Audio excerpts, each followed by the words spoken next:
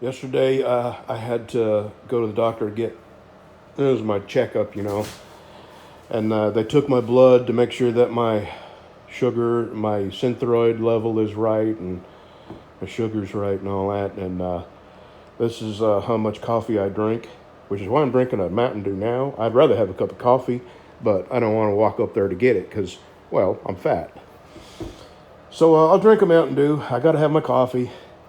And they took blood yesterday, and when she stuck the needle in and filled up that vial of blood, I swear I smelled coffee. All right, back from heat treating and tempering. This is what I had. This is what it looks like when it comes out. Why won't you? There we go. That's what it looks like. And I start all over, sanding it back up to what I ended, which was 500. And when I finish this side, I'm going to put it on my Scotch-Brite belt and put a satin finish on it. And, don't poke yourself in the eye, Brad.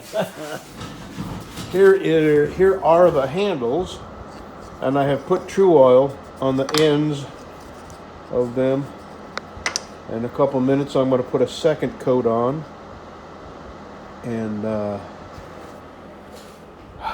True Oil, there we go. And I just might get these handles glued on tonight. I just might. I'm going to keep at it. I got 3 dinner skitters cut out. 2 of them are already sold. 1 of them is not. When I finish with Glenn's, I'm going to start working on Steve's Texas Rumble. Okay, let me get back to sanding here. All right, there is satin. I'm going to throw this in my glass bead tumbler.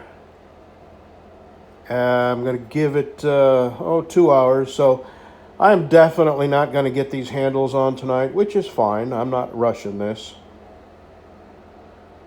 I sure do like that finish. All right, I'll put this in the tumbler, and then I'm going to start sanding on Steve's knife. And then I've got 2 dinner skinners coming up, and like I say, I have a 3rd one, and it's not sold yet. And I already know what wood is going on each one. Got to get the pins cut. I had the pins cut for Glenn's right here. Not Glenn, Jeff. I probably will be shipping Glenn. Yeah, I'll be shipping Glenn's and Frank's out tomorrow. I've got them sitting in front of a heater in my bathroom. Like that heater, that kind of heater right there. But I just got it on fan. I don't have it on heat. So, okay, let me go throw this in the tumbler. Okay, this is Glenn's. Not Glenn. Why do I keep saying Glenn? As a matter of fact, Glenn's Caddo is in my truck. The truck is warming up, and I'm fixing to go mail it. This is Jeff's Caddo with stabilized cherry burl. God, that is going to be some pretty wood. I can't wait to get the first coat of True Oil on that. I just kind of cleaned it up on my belt grinder. I sanded the paper towels off because I put paper towels around it and then clamp it. That way my clamps won't stick to the wood. Ask me how I know to do that. I had to sacrifice a clamp one time. I didn't think the glue would get on it, and I clamped the wood, and overnight the glue eased out, and the next morning I had to come out and cut the clamp off with my bandsaw. Lesson learned. So now I wrap it in paper towels and then clamp it, and the clamps come right off, and then I come over here and I grind the paper towels off. So, this is where we're at. My truck is warming up because it was 26 degrees this morning. I've got Frank's Dinner Skinner boxed up, Glenn's Caddo boxed up, and fixing to go to the post office and mail them. I'm going to give my truck about 2 or 3 more minutes just to warm up because I don't do cold. Even in here, I had that heater on full blast all night, and when I come in here this morning it was cold. So now I got my secondary heater on. I'll give it about 30 minutes of that heat, and then this ought to be able to keep up with it. Okay, Oh, Bacote. I got somebody who wants a dinner skinner, but I'm going to send them a picture of some Bacote. And I have all three of these sold. And I'm going to be working on Steve's Texas Rumble today. All right, back to work, everybody. Oh yeah, I've got these, let me cover the names up. I have these, what I call build sheets. And so if you ask for a knife, if you want a knife and I ask for a lot of information, it's because I want to be able to get a hold of you to ask you questions like pins, leather dye, wood, address you want it shipped, and then eventually where to send my PayPal address. So now I have, because I have been somewhat lax in putting the right names with the right knives. And then I come over here, and as I'm building them, I put a piece of tape across here with who's getting it and what knife it is. And I put the build sheet in the thing. And anyway, that way I can be a little more organized about putting these knives together with the right stuff, because I don't want to put mosaic pins on a knife that somebody wanted brass pins for. You know, before, when I was taking orders, that was right at the time when I was just starting to get sick. And then I had my thyroid removed, and it took me months to get over that. And then I finally got over it. I finally got my strength back. And then I got sick. I was sick for 2 months, two and a half months. And the whole time, you know, I had taken orders and deposits, and some people had paid in full. And I just felt terrible. I could not come out here and do anything for a very long time. And it was a little embarrassing. I returned everybody's money. I apologized. I told them why. And finally, it's probably been, I wouldn't say a year, but it's been close to it that I felt bad for months and months and months. And it got to the point where I couldn't even leave the house. So I'm finally feeling better. And I am ready to start, if people want knives, to take orders out. Right now I'm 4 knives out, which is comfortable. If I get to the point where it's overwhelming and I don't like the pressure, I'll just say, I'm sorry, I can't take an order right now until I finish up the knives I've got, because I don't want to be pressured by knives that people ordered.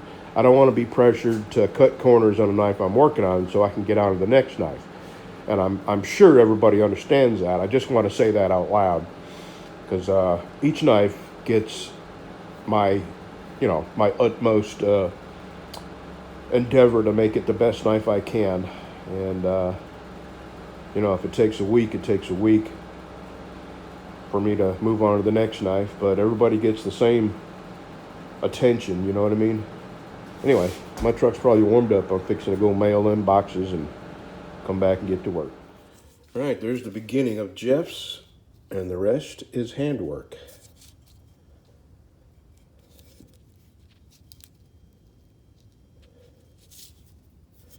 And there's my the knives that, I don't know how to say this without sounding like I'm trying to be all business-like. But the thing is, this is a hobby, and I enjoy making these knives. But the part that I have to be more serious about is people are paying for these. So it's a serious business on their end. So I got to be more organized, about the money end of it and the billing end of it, and, the shipping end of it, and names and addresses and emails. I have to be a little more organized about that. And like this morning, I've got 4 ready to go with names and addresses, and, the parts cut out and the pins cut out and the wood chosen. And, I've got them all in those little Tupperware things there. And I've got more here. So I'm gonna, that's more organized and more, I guess more business-like. I'm trying not to use that word because this is not a business. This is a hobby that pays for itself so I can buy more sandpaper. So let me get to sanding on this and we'll have a look at it in about an hour. All right, there's the rough shape. I've done hit it with 120 and got it shaped the way I want it to look.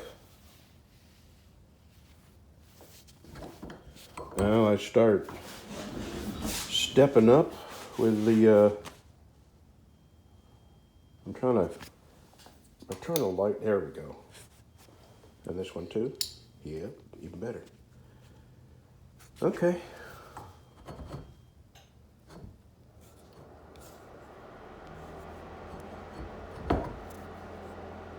All right, now I start stepping up with the sandpaper and grits. All right, I am up to 320.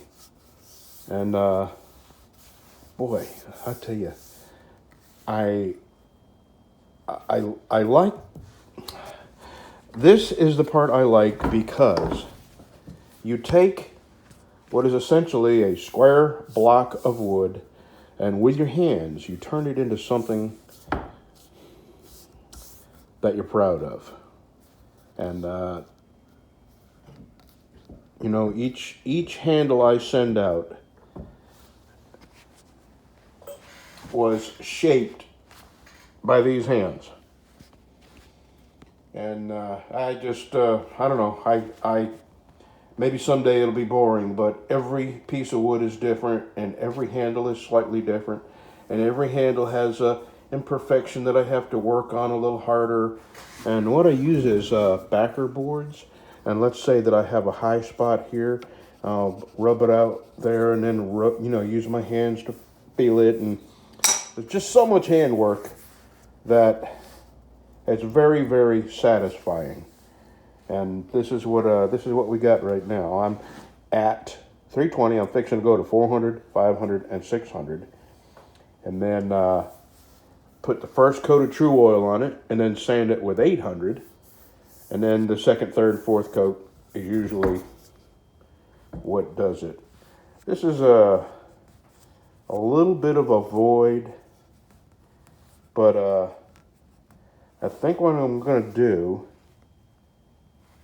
is put the True Oil on this, sand it down, and then put a little bit of super glue on in that void, and then sand that down.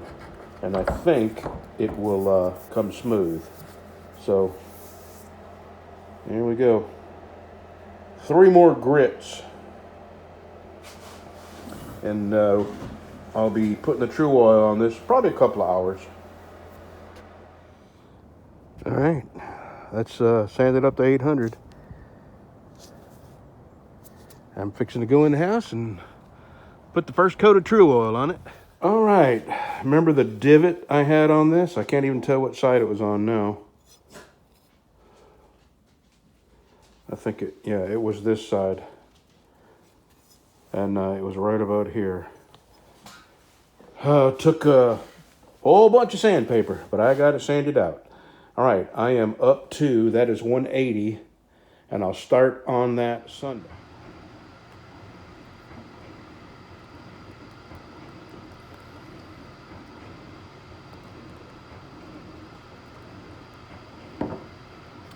Happy Saturday Thing 88. Let's do this very quickly. 83.